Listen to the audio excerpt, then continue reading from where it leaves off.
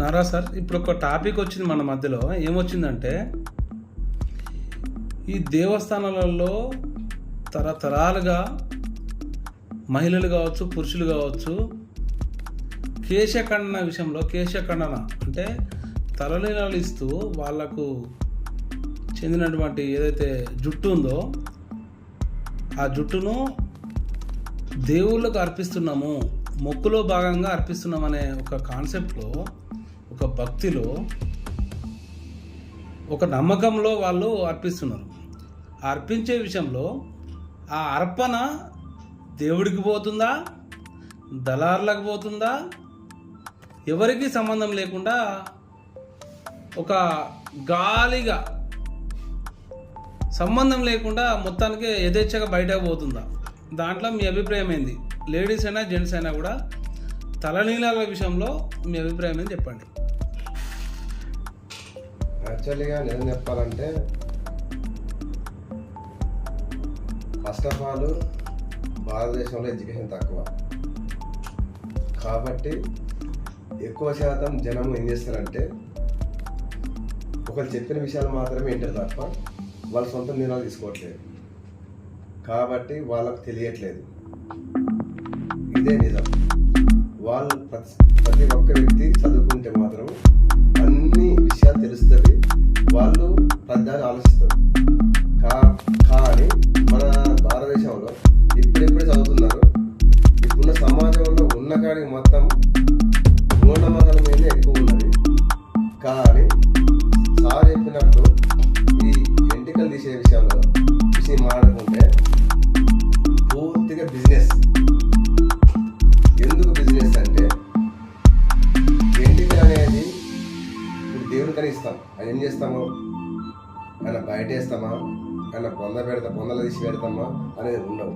అవి తర్వాత వేరే వేరే విగ్గులకు కానీ సగరాలకు కానీ వేరే వేరే వాటిని ఉపయోగిస్తుంది తప్ప, బ్రష్లకు కానీ వాటిని ఉపయోగిస్తుంది తప్ప, మనము ఆడితోటి దేవునికి ఇచ్చి దేవుని దగ్గర పెట్టి ఎన్ని కుప్పలు పెడతాం దేవుని దగ్గర, కింటాలు అవుతాయి, ఎప్పటికీ యూజ్ కావాలి.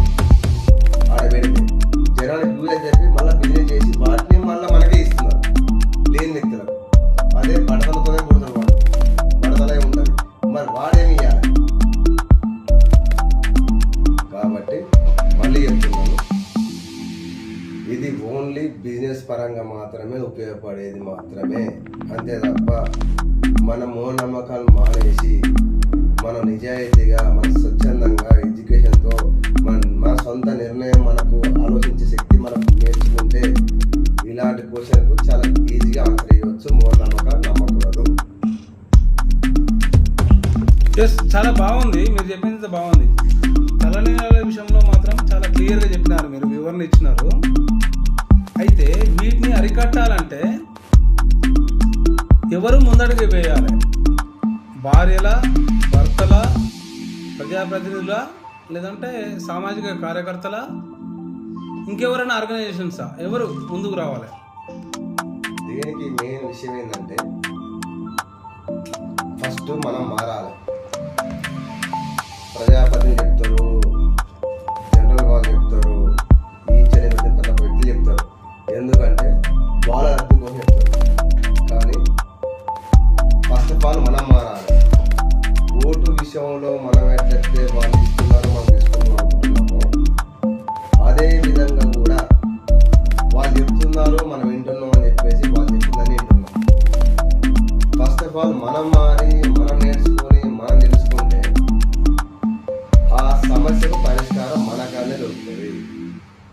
రియల్ చెప్పాలంటే, ఉన్న విషయం చెప్పాలంటే, ఫస్ట్ ఆఫ్ ఆల్ దేవుని నమ్మకం చెప్పట్లేదు.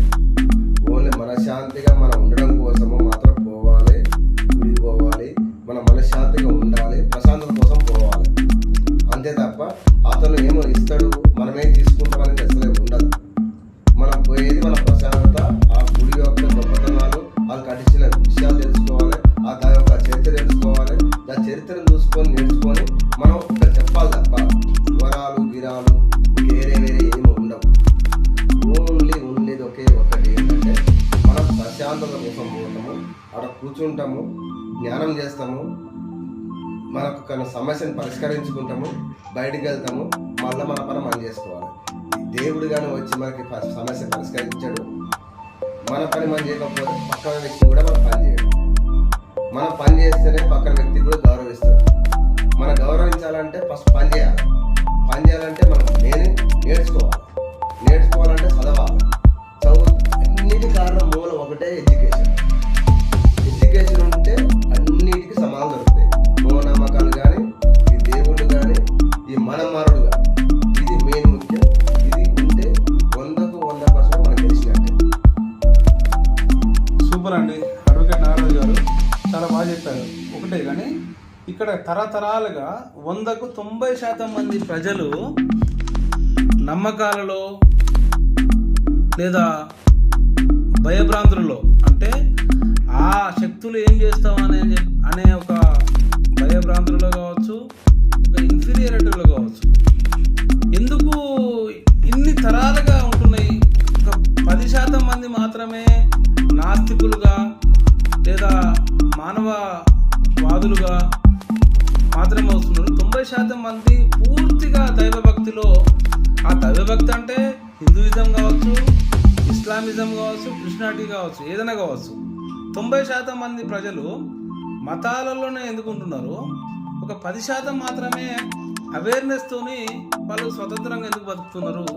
దానికి పరిష్కారం మనము ఎట్లా చూపించాలి? అట్లాంటి 90% మంది ప్రజలకు మీరు ఇచ్చే సలహా కావచ్చు, సూచన కావచ్చు, హెచ్చరిక కావచ్చు, ఏదైనా ఉంటే మీరు చెప్పండి. పూర్తిగా మన భారతదేశం అనేది హిందుత్వం. ఫస్ట్ ఆఫ్ ఆల్ ఆ హిందుత్వం వల్లే మెయిన్గా భారతదేశం నడుస్తుంది.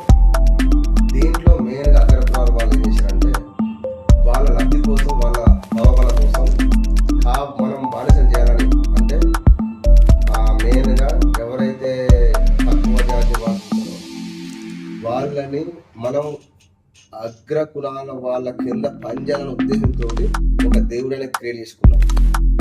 అది క్రియేట్ చేసుకొని దానివల్ల మనం భయపెట్టించారు.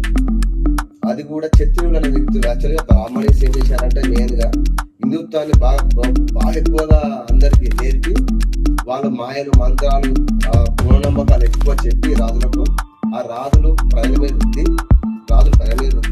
ఆ ప్రజలు ఏం చేశారంటే బానిసలుగా బతుకుంటూ వచ్చారు. ఇప్పటికి కూడా చెప్తున్నాను, ఎప్పటికి కూడా బ్రాహ్మణీస్ చెప్పినట్టు మాత్రమే రాజులు ఉంటారు తప్ప ఇప్పుడున్న పొలిటికల్ లీడర్స్ కూడా, ప్రజలున్న లీడర్స్ కూడా ఏం చేస్తారంటే ఓన్లీ బ్రాహ్మణీస్ మాత్రం చెప్పిందే వింటారు తప్ప వాళ్ళ సొంత నిర్ణయాలు కూడా తప్పు తీసుకోవడం కూడా చాలా కష్టపడతారు. ఎందుకంటే ఏదైనా అవుతుందో ఏదైనా. రీసెంట్లీగా తెలంగాణ ప్రభుత్వమే కేసీఆర్ మహాయజ్ఞం పెట్టారు. ఎందుకు పెట్టినా అయిపోతాను, అది పెట్టినాక ఓడిపోయాడు సార్ యాక్చువల్గా. అంటే విషయం ఏంటంటే ఈ పెట్టింది దానికి దీనికి సంబంధం లేదు. మనం పరిపాలన కట్టుంటే ఆయన గెలిచేవాడు. ఆయనకు అహంకారం పెట్టడం వల్ల మాత్రమే ఓడిపోయాడు. అంతే తప్ప ప్రజలు ఆయన ఎవరు కూడా వ్యతిరేకించారు. అహంకారం బాగా పెరిగింది, ఎందుకంటే 2 years 2 times చేసింది కాబట్టి. అదే తప్ప ఆయన మంచి వ్యక్తే, బాగా చేసే వ్యక్తి. అహంకారం అని తగ్గించుకుంటే మన గెలుచుకోడు. ఈ బ్రాహ్మణీస్ ఏం చెప్పారంటే జస్ట్ ఈ యజ్ఞం మహాయజ్ఞం అయితే గెలుతా చెప్పడం వల్ల ఆయన అది నిజమే.